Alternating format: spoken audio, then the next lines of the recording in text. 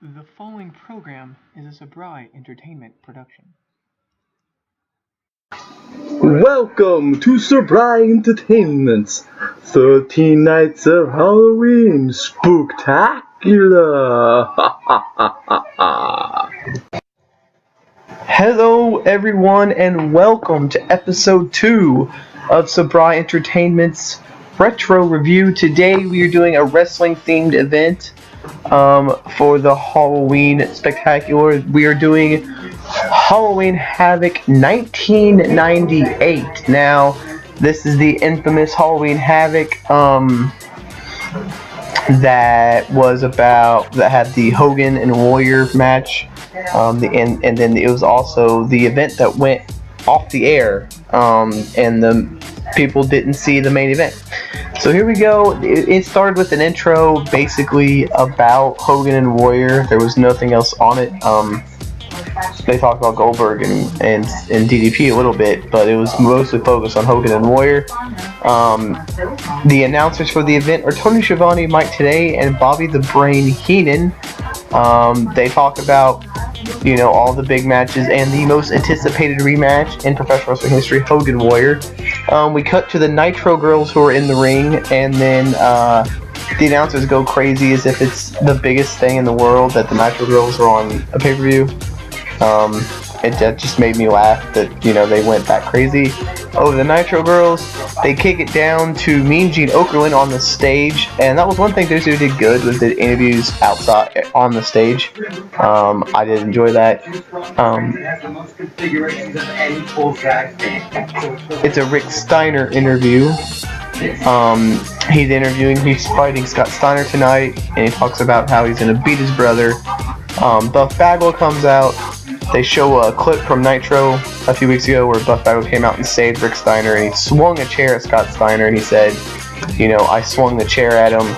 I'm going to help you tonight. I'm going to be in your corner. We're 8 minutes into this pay-per-view, and this interview is still going on. The interview ends, and we cut to the very first match, which is a WCW TV title match between Raven and Jericho.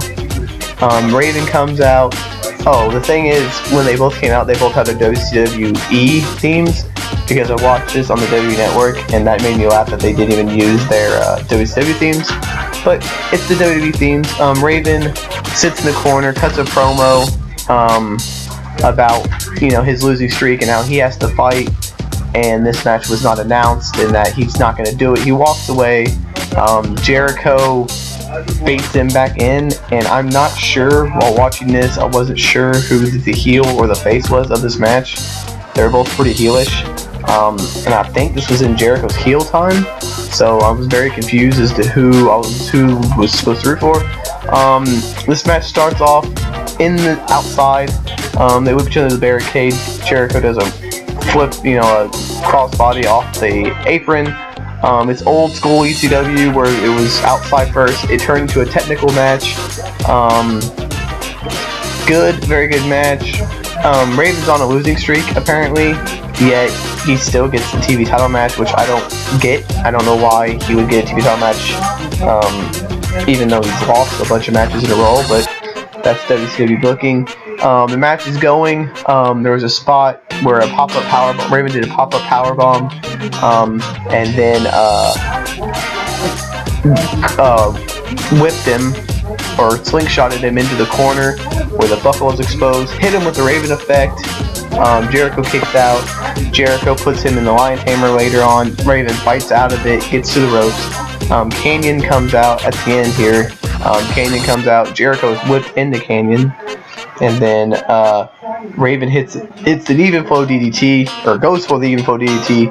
Jericho reverses in Lion Tamer, and Raven tapped out immediately, like within 2 seconds. Jericho reversed it, wins it immediately. About a 10-minute match. I rated a 4 out of 5. It was a very, very entertaining match. I highly enjoyed this match. It was reminiscent of good old ECW matches, and it was a good way to kick the pay-per-view off. Got the crowd into it very well, and then the crowd died because Hogan and Bischoff came out. They showed some clips of him beating up Horace Hogan and talking about how he sent a message to Horace. Horace wasn't strong enough to be in the NWO, blah, blah, blah. Talks about how he's going to beat Warrior tonight. Yeah, typical Hogan rambling promo. The next match was Ming versus Rat. This was a typical big man match where they beat the shit out of each other. Basically, is all that happened during this match. It was back and forth, but Raph wins it with the meltdown, which is a pump handle slam. It was decent. I wouldn't say anything memorable happened. Raph did do a senton off the apron to the floor, which was pretty cool. A standing senton. But other than that, yeah, not memorable. 2 out of 5. That's about all I can give it. It was decent. I mean, but nothing better. Disco and Hoovy are fighting. The winner will face Kidman later tonight for the Cruiserweight Championship. Very good match. Honestly, I gotta admit, this match was better than expected. Disco was controlling the match with his power and slowing the match down. Juventud tried to get going with his speed and did a lot of head scissors and hurricanranas and whatnot. The ending of the match came where Disco hits him with a pile driver. The funny part was he sat next to him, and when he pinned him, Hoovy's shoulder was on his knee, so Hoovy's shoulder was never down when he pinned him. But, that happens. Hoovy wins, or Disco wins, and moves on to face Billy Kidman later in the show. The next match was Alex Wright versus Finlay. This was just a brawling match, a lot of European uppercuts. They hit about 20 in a row, I think, at one point. I mean, it was just ridiculous. Finlay beats him up on the outside, pushes him around. Alex Wright does end up winning, though, with the neck breaker, which was shocking, but I guess... And again, with the other matches, I don't know who was heel and face in this match. It appeared like Finlay was the heel, but yet Alex Wright, the way the announcers were talking, it sounded like Alex Wright was the heel, so I'm not 100% sure who I should have rooted for, or who was the good guy, bad guy in this match, but Alex Wright does get the win. It gets, I'd say it's a 1.5 out of 5. I mean, it was nothing special. Disco and Hoovy, by the way, did get a 3 out of 5 on my scale. Very, very good match. Lodi versus Saturn is the next match up. Basically a comedy match. Lodi is more concerned about his signs. Apparently Saturn is the reason Raven's flock was disbanded, because Saturn beat Raven, and so Lodi is looking for revenge from that. This is basically a squash match. Saturn beat Lodi very quickly. Beat him up, hit him with the Death Valley driver. Saturn gets the win. 1 out of 5, only because it was a squash match on a pay-per-view, and it was filler. The next match, Disco and Kidman for the Cruiserweight Championship. Very decent match. Again, it was pretty much the same type of match as the Juventud Guerrera match. Disco tried to control it with speed, with power, and slowing it down. Billy Kidman ran around, did his thing. Kidman wins it with the Shooting Star Press, is still the Cruiserweight Champion. It gets a 3 out of 5 as well. I enjoyed it. This match kept my attention, and it was very good. So I will get that 3 out of 5. The next match was these for the apparently there was a change in the match, and now the Scott Steiner match has been turned into a tag team match between Scott Steiner and the Giant, who are the tag team champions, against Rick Steiner and Buff Bagwell. If Rick Steiner and Bagwell win, they are the champions, and also Rick Steiner versus Scott Steiner one-on-one sometime else. It starts off, Rick Steiner takes on Scott Steiner, is pounding into him, beating him up, boom, boom, boom, boom, boom, hitting him up. Buff Bagwell's like, give me him, I want to tag. Bagwell comes in, kicks him right in the nuts, and walks out. Obviously, a setup. Bagwell's still in the WCW. And then this match, to me, just drug on. Like, I almost couldn't finish it. It was 2-on-1. Bagwell comes back out. It's that typical NWO match where there's like a bunch of interference. Bagwell comes back out in a suit. He wasn't wearing a suit earlier, so I don't know why a suit was put on. But Anyway, Rick Steiner does end up winning this match by himself. 2 out of 5 for this match. I felt like it drug on way too long to have a 2-on-1 match. Rick Steiner looked extremely strong, and Scott Steiner in the Giant looked weak. Yeah, I didn't agree with it, but it happened. The next match is Scott Hall versus Kevin Nash. This is when Scott Hall was doing his alcoholic gimmick. This whole match was basically Scott Hall was drunk. Kevin Nash beat him up the entire match. Hall got very little offense in. Kevin Nash hits 2 jackknife power bombs and then just leaves. Scott Hall is technically declared the winner, even though he's knocked out, but Kevin Nash gets pinned, or gets counted out, sorry, and Scott Hall is the winner. This match gets a 1 out of 5 because it was so stupid to watch. I just couldn't do it. The next match is for the United States title, and it was a match that should have been good. It's Bret Hart versus Sting. Instead, they turned it into a brawl, and they turned it in Bret Hart being a coward.